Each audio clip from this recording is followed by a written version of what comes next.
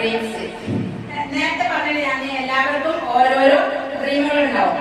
ഇവിടെ ആർക്കെങ്കിലും ഒന്ന് എഴുന്നേറ്റ് പറയാൻ പറ്റുമോ നിങ്ങളുടെ ഡ്രീമുകൾ എന്താണ്? എല്ലാവരോടും കൂടെ പറയാനുള്ള ടൈം ഇവിടെ ഇല്ലാത്തതുകൊണ്ട് നിങ്ങൾക്ക് ആർക്കെങ്കിലും എന്തെങ്കിലും ഡ്രീമുകൾ ഉണ്ടായി, സ്വപ്നങ്ങൾ ഉണ്ടെങ്കിൽ ഒന്ന് പറയാൻ പറ്റുമോ? ആരെങ്കിലും നിങ്ങൾക്ക് എന്താവണം, നമ്മൾ ഒരു ഗോള് സെറ്റ് ചെയ്ത് വെച്ചിട്ടുണ്ട്, അതെന്താണ്, എങ്ങനെയാണെന്നൊക്കെ ഒന്ന് പറയാൻ പറ്റാമെങ്കിലും? അതൊരു രഹസ്യമായിരിക്കും, പറയാൻ വേണ്ടി ഉണ്ടാവും മറ്റുള്ളവര്.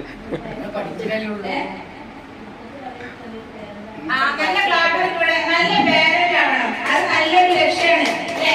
നല്ല ലക്ഷ്യമാണ്.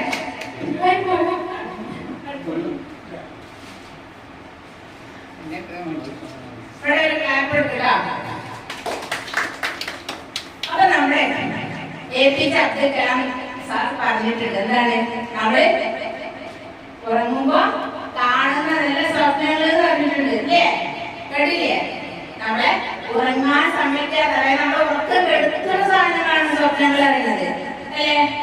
അപ്പൊ നമ്മുടെ പൂർവികര് ഇതേപോലെ ഒരുപാട് സ്വപ്നം കണ്ടിട്ടുണ്ട്. ഹിലാരിയുടെ എവറസ്റ്റ് കീഴടക്കി അല്ലേ? APJ അബ്ദുൽ കലാം എവിടെ നിന്നാണ്? പാവപ്പെട്ട കുടുംബത്തിൽ നിന്നാണ് നമ്മുടെ പ്രസിഡന്റായി മാറിയത് അല്ലേ?